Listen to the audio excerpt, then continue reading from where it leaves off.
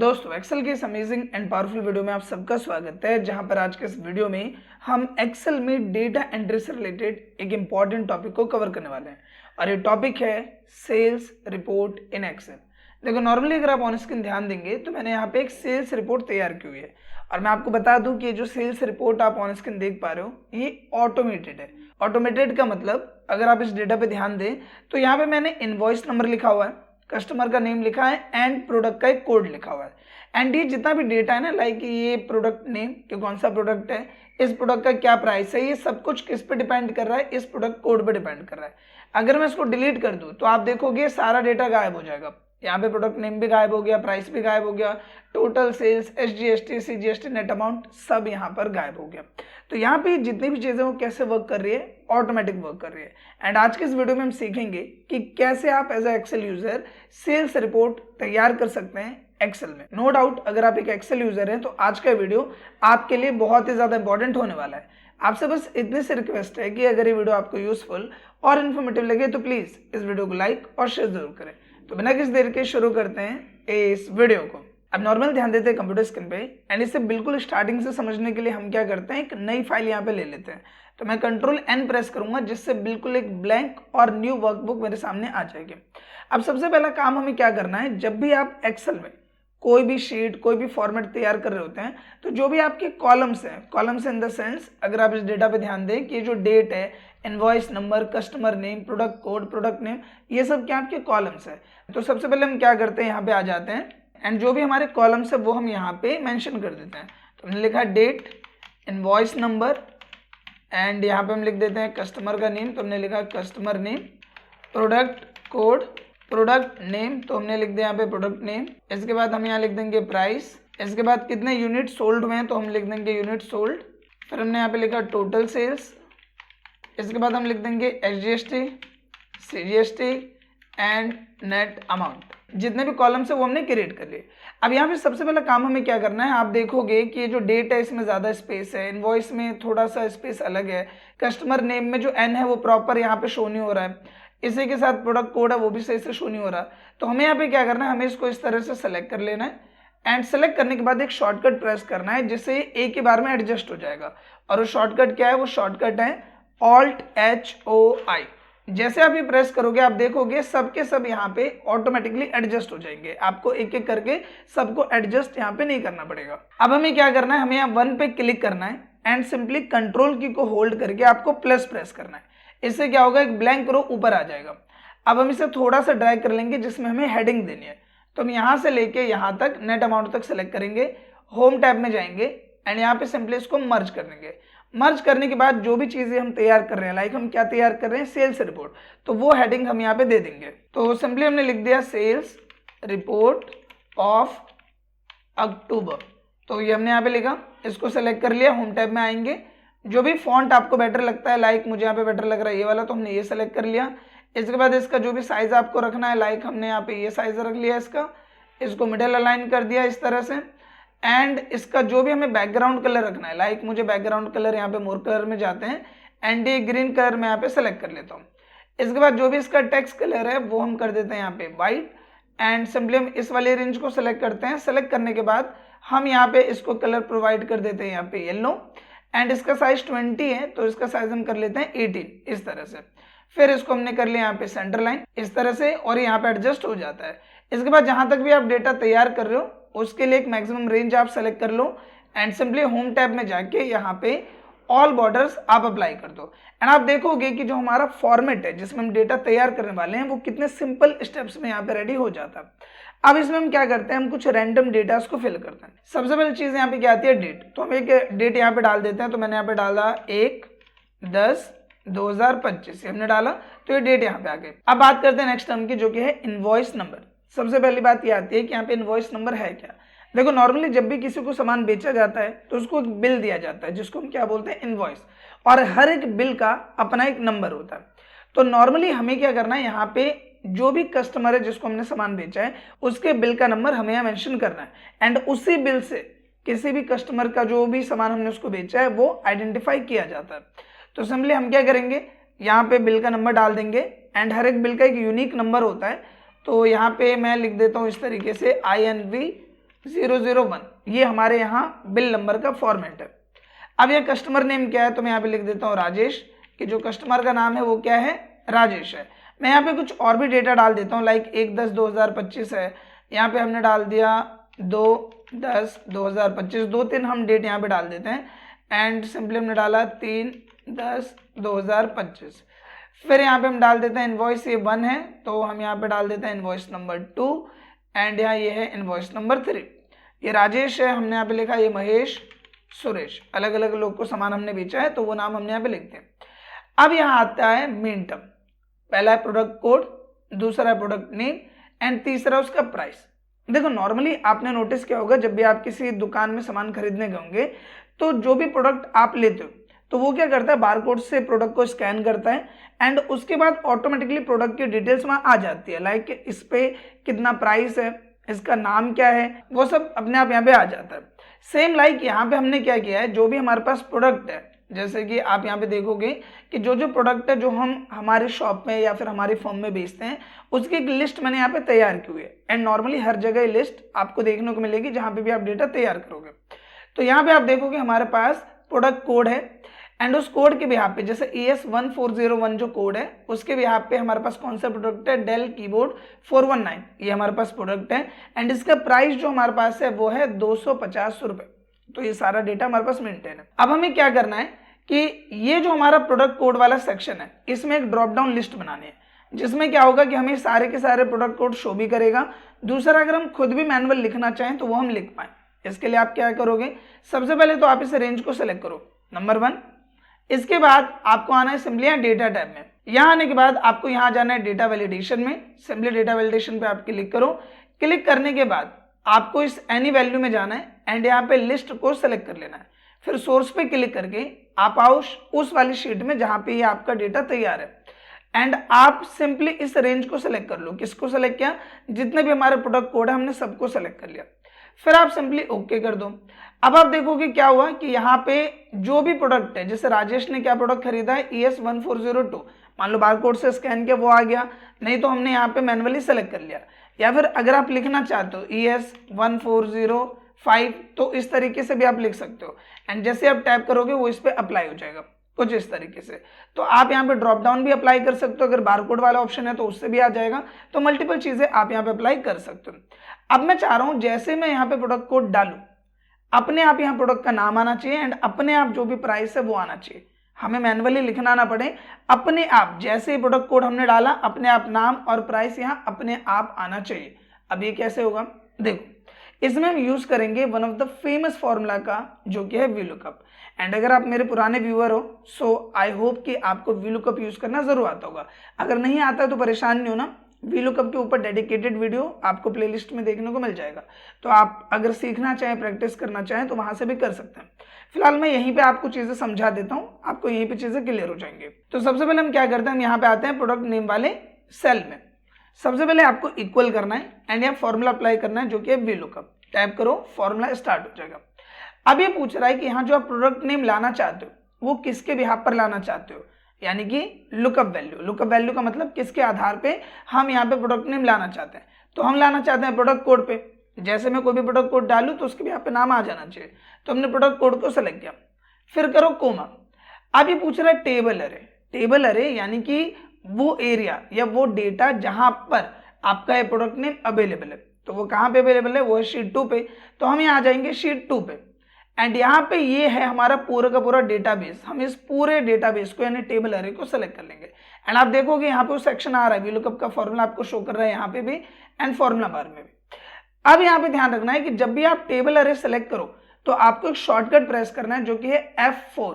क्यों प्रेस कर रहे हैं F4, क्योंकि जब हम दूसरी शीट पे जाते हैं तो ये रेंज ऊपर नीचे हो जाती है, एंड दूसरे का जब हम डेटा निकालेंगे, जैसे अभी तो हमने निकाला मान लो 1402 का, किसी दूसरे प्रोडक्ट का निकालेंगे तो वहां डेटा मिसमैच ना हो, इसलिए हमें इस टेबल को फिक्स करना पड़ेगा।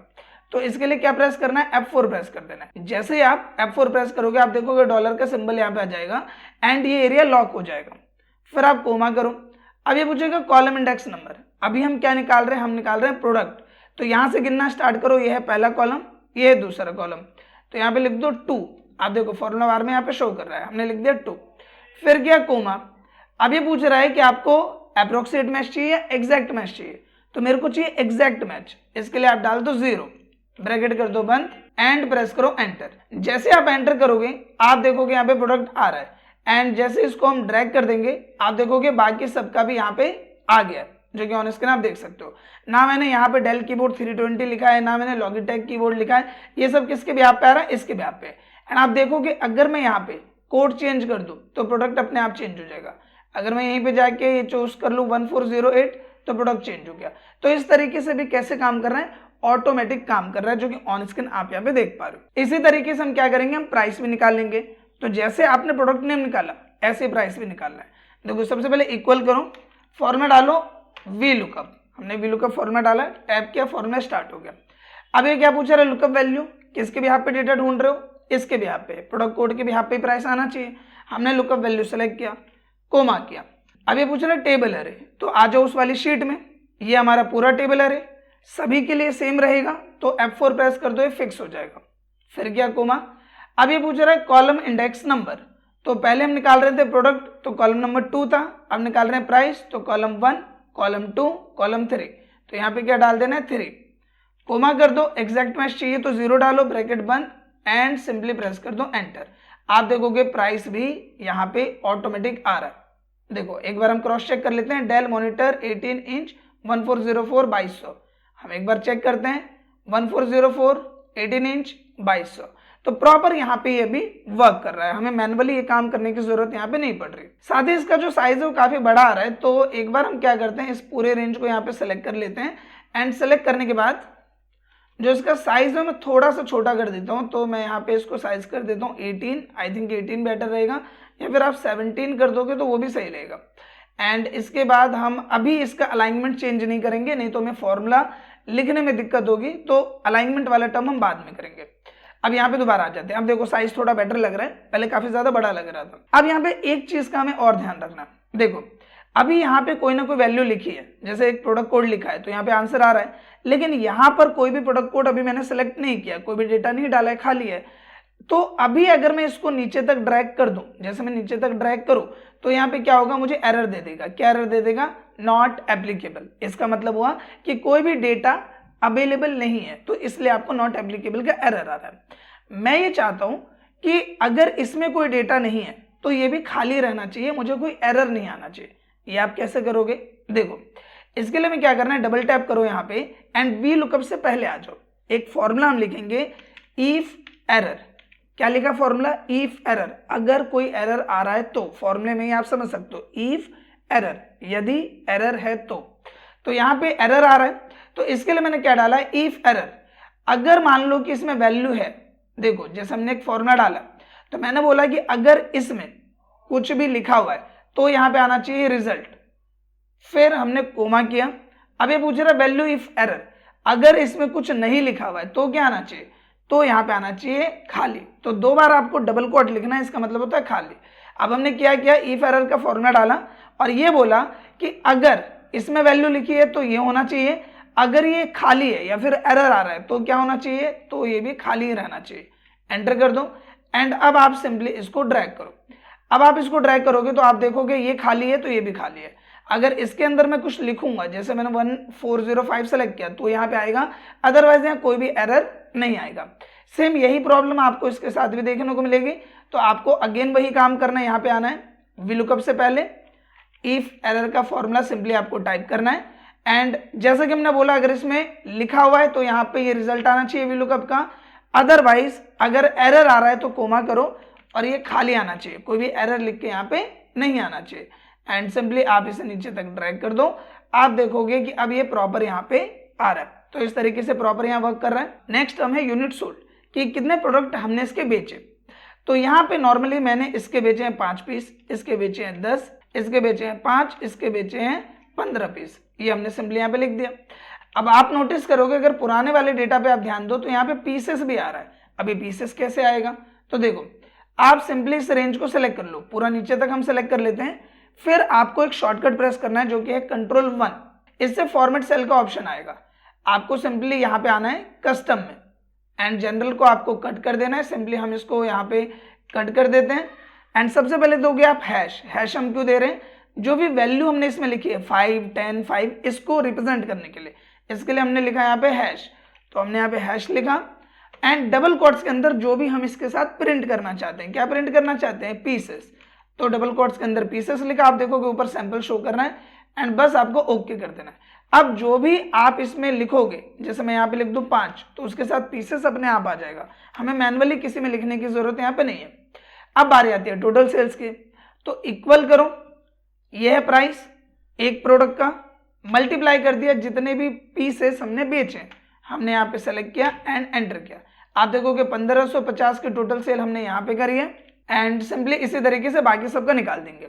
एंड इसमें भी यही होगा, जब आप इसको ड्रैग करोगे तो आप देखोगे नीचे में कोई भी वैल्यू नहीं है, इस वजह से यहाँ पे वैल्यू का एरर दे रहा है। अगेन वही काम कर दो, यहाँ पे आओ और मैंने जो फॉर्मूला आपको सिखाया इफ एरर, कि अगर इसमें मान लो वैल्यू है तो यहाँ पे वैल्यू आना चाहिए कोमा, लेकिन अगर एरर आ रहा है तो उसकी जगह हमें क्या चाहिए, खाली, तो यहाँ पे डबल कोट डाल दो सिंपल एंड एंटर कर दो एंड सिंपली अब जब आप इसे ड्रैग करोगे तो आपको कहीं पे भी वो टर्म देखने को नहीं मिलेगा। अब बारी आती है नेक्स्ट टर्म की, SGST CGST। देखो नॉर्मली क्या होता है कि जो भी प्रोडक्ट हम सेल करते हैं उस पे टैक्स लगता है, राइट। तो जैसे मान लो कि ये जो प्रोडक्ट है वो सब है इलेक्ट्रॉनिक का प्रोडक्ट एंड इलेक्ट्रॉनिक पे बेसिकली जो टैक्स लग रहा है वो लग रहा है 18%, तो जिसमें आधा होता है CGST, आधा होता है SGST। तो आप अगर CGST SGST अलग से लिखना चाहो तो ऐसे लिख सकते हो, अदरवाइज आप क्या कर सकते हो, मैं इसको हटा देता हूँ यहाँ पे एंड यहीं पे हम एक नया कॉलम ले लेते हैं। आप इस तरीके से डाल दो GST 18%, ये ज्यादा बेटर है, तो आप इस तरीके से डाल दो एंड अब सिंपली हम क्या करेंगे, इक्वल करेंगे एंड ये हमारी टोटल सेल्स, इसका हम 18% यहाँ पे निकाल देंगे। तो टोटल सेल को सेलेक्ट किया, मल्टीप्लाई 18% ऐसे लिख देना है, एंटर कर देना है, 18% इसका यहाँ पे आ जाएगा। सिंपली आप ड्रैग करोगे तो जहां तक वैल्यू है, जैसे यहाँ तक वैल्यू है तो यहाँ तक वैल्यू आएगा, बाकी में एरर आएगा, दोबारा वही चीज अप्लाई कर दो, इफ एरर, तो हमने यहाँ पे इफ एरर डाल दिया कि अगर इसमें वैल्यू है तो वैल्यू आनी चाहिए और अगर एरर आ रहा है तो वो खाली आना चाहिए, तो हमने यहाँ पे वही इफ एरर का जो टर्म है वो अप्लाई कर दिया, ये आ गया। अब बारी आती है नेट अमाउंट की, तो अगेन इक्वल करो और ये हमारा टोटल सेल्स प्लस में हम क्या लेंगे, GST, तो यहाँ पे टोटल अमाउंट जो कस्टमर से हमें लेना है वो कितना है, 1829 रुपए। सिंपली ट्रैक कर दो, अगेन वैल्यू वाला टर्म आ रहा है, तो इसी फॉर्मूले में क्या करना है, इफ एरर अप्लाई कर देना है, ये रहा and comma double quote, enter कर दिया। सिंपली आप देखोगे अब यहाँ पे नीचे में किसी पे भी वो चीज नहीं आ रही है, तो बेसिकली ये चीज यहाँ पे अप्लाई कर दी। अब मैं वीडियो को थोड़ा सा फॉरवर्ड करता हूँ एंड ये जो खाली डेटा आ रहा है इसको मैं फटाफट भर देता हूँ। तो मैंने यहाँ पे वीडियो को थोड़ा सा फॉरवर्ड कर दिया है। अब इसमें दो इंपॉर्टेंट पॉइंट है जो आपको समझना। पहला पॉइंट ये है कि अगर आप डेट को नोटिस करो तो यहाँ 1/10/2025 इस तरह से आ रहा है, हम चाहते हैं नॉर्मल लिख के आए 1 अक्टूबर 2025 इस तरह से लिख के आए। तो आप क्या करो, इस रेंज को सेलेक्ट करो सबसे पहले एंड Ctrl+1 प्रेस करो। आप देखोगे कि यहाँ पे नॉर्मली हमारा आ गया फॉर्मेट सेल। आप कस्टम में जाओ, सिंपली जब आप नीचे यहाँ पे आओगे तो आप देखोगे मल्टीपल फॉर्मेट आपको शो करेगा। इसमें आप ये वाला फॉर्मेट चूज कर लो, DD 3 बार M और 2 बार Y, ये सेलेक्ट करो एंड सिंपली ओके कर दो। जैसे आप ओके करोगे आप देखोगे आपका फॉर्मेट यहाँ थोड़ा सा चेंज हो जाएगा एंड अब यहाँ पे 1 अक्टूबर 2025 लिख के आएगा। एक टर्म तो वही है। दूसरा पॉइंट यहाँ पे ये है कि काफी लोग के माइंड में कंफ्यूजन आ रहा होगा। कंफ्यूजन ये आ रहा होगा कि यहाँ पे हमने इनवॉइस नंबर लिखा, उस कस्टमर का नाम लिखा एंड प्रोडक्ट कोड लिख के हमने उसको एक ही प्रोडक्ट सेल किया। ऐसा भी तो हो सकता है कि कोई कस्टमर ऐसा हो जिसको हमने 3-4 प्रोडक्ट सेल किए, 5-6 प्रोडक्ट सेल किए, तो उसका डेटा कैसे मैनेज होगा। देखो इसको करने के दो तरीके हैं। पहला तरीका अगर आप ऑन स्क्रीन ध्यान दो तो ये है कि जैसे मान लो कि ये सुरेश है, सुरेश ने क्या करा, हमसे काफी सारी चीजें खरीदी है। उन्होंने एक प्रोडक्ट खरीदा है लॉगिटेक कीबोर्ड, एक खरीदा है Logitech mouse, HP keyboard, HP mouse, HP monitor. तो ये प्रोडक्ट कोड अलग अलग यहाँ पे आ गए, लेकिन नाम आप देखोगे तो नाम मैंने यहाँ सेम रखा है, इनवॉइस नंबर भी सेम रखा है एंड यहाँ पे डेट भी सेम डाली हुई है। तो इस तरीके से हम ये मेंशन कर सकते हैं कि इस पर्सन ने यहाँ पे 5 अलग अलग प्रोडक्ट खरीदे। एक तरीका हुआ ये। दूसरा क्या होता है कि कई बार डेटा बहुत लंबा तैयार किया जाता है एंड जैसे हमने कॉलम बनाया ना यहाँ पे प्रोडक्ट नेम का एक, तो वहां ऐसा बनता है कॉलम की product 1, product 2, product 3, product 4, product 5 multiple होता है। तो जितने भी प्रोडक्ट उन्होंने लिखे हैं वो मेंशन हो गए एंड उस तरीके से डेटा मेंटेन होता है। बट मैं आपको राय यही दूंगा कि अगर आपके पास मल्टीपल प्रोडक्ट हैं तो आप इस तरीके से डेटा मैनेज करो, ये ज्यादा बेटर है कंपेयर टू दैट वन। क्योंकि इसमें जब आप पाइवट टेबल अप्लाई करोगे और चीज़ अप्लाई करोगे तो डेटा यहाँ पे इजीली कस्टमाइज हो जाता है। तो ये तरीका ज़्यादा बेटर है। अगर हम उस तरीके से कॉलम्स ज़्यादा बनाएं तो उससे ज़्यादा बेटर है कि आप इसे यूज़ करो, इसमें आपको ज़्यादा ईजी पड़ेगा। तो इस तरीके से चीज़ आप यहाँ अप्लाई कर सकते हो। इसके बाद ही सिंपली आप इसको सेलेक्ट कर लो। सेलेक्ट करने के बाद आप होम टैब में आओ एंड यहाँ पे जो कोमा सेपरेटर वाला ऑप्शन है ये अप्लाई कर दो एंड यहाँ डिक्रीज डेसिमल कर दो एंड सिंपली आप एक बार और इस पूरी रेंज को यहाँ पे सेलेक्ट करो एंड यहाँ पे Alt+H+O+I प्रेस कर दो, जिससे जितने स्पेस की इसको जरूरत है उतने में एडजस्ट हो जाएगा। इसके बाद सिंपली हम क्या करते हैं, इसको सेलेक्ट कर लेते हैं, से यहाँ पे आते हैं एंड इसको कर देते हैं बोल्ड। सबसे पहली चीज तो ये करते हैं, साइज आपको कम करना है तो आप 17 इसका भी कर सकते हैं। इसके बाद हम इस रेंज को सेलेक्ट कर लेते हैं, सेम लाइक होम टैब में आते हैं एंड यहाँ पे साइज अगर आपको थोड़ा और कम करना है तो आप 16 कर लो। सेंटर लाइन कर दो कुछ इस तरीके से जिससे थोड़ा और बेटर लगे। जो जो एरिया आपको लग रहा है बोल्ड करना है उसको आप सेलेक्ट करो, Ctrl+B कर दो। इसको हमने सेलेक्ट किया, Ctrl+B कर दिया। इनवॉइस नंबर है यहाँ पे, इसको हमने बोल्ड कर दिया एंड अगर किसी और पार्ट को आपको बोल्ड करना है लाइक डेट को भी बोल्ड करना है तो आप इस तरीके से कर सकते हो। सेम लाइक प्रोडक्ट कोड है, इसको भी हम बोल्ड कर देते हैं। इसके साथ ही अगर किसी को इटैलिक करना है तो आप यहाँ पे इसको सेलेक्ट करो, होम टैब में आओ एंड यहाँ पे आप इस तरीके से इटैलिक कर सकते हो। आशा करता हूँ दोस्तों कि एक्सेल में आप सेल्स रिपोर्ट कैसे तैयार करेंगे वो आपको क्लियर हुआ होगा। एंड इस वीडियो में जितने भी टर्म्स को हमने ऑटोमेटिक किया, जैसे कि आपने देखा कि अगर हम प्रोडक्ट कोड को डिलीट करें तो सारी चीजें अपने आप यहाँ पे डिलीट हो जाती है।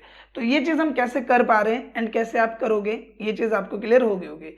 ये जो प्रैक्टिस फाइल है इसका लिंक मैं डिस्क्रिप्शन में डाल दूंगा ताकि आप इजीली इसकी प्रैक्टिस कर सके।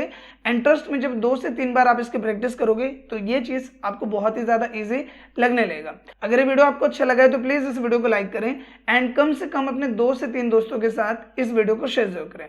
साथ ही आप सबके लिए गुड न्यूज है कि हमारे चैनल पे मेंबरशिप इनेबल हो गई है, जिसमें जो एक्सेल का कोर्स है वो मैं सीरीज वाइज अपलोड कर रहा हूँ। आप में से कई लोग एक्सेल का कोर्स करना चाहते हैं एंड कई बार उसके लिए कमेंट्स या डीएम्स भी करते हैं। तो ये जो मेरा मेंबरशिप वाला ब्लॉक है इसमें जो एक्सेल का कोर्स है वो सीरीज वाइज पैटर्न वाइज मैं वहां अपलोड कर रहा हूँ। तो अगर आप मेंबरशिप ज्वाइन करते हैं तो हमारे चैनल की फैमिली का हिस्सा भी बन सकते हैं, साथ ही में एक्सेल कोर्स का बेनिफिट भी उठा सकते हैं। तो आप चाहें तो मेंबरशिप ज्वाइन कर सकते हैं। फिलहाल इस वीडियो के लिए बस इतना ही, मिलते हैं नेक्स्ट वीडियो में, तब तक के लिए थैंक यू।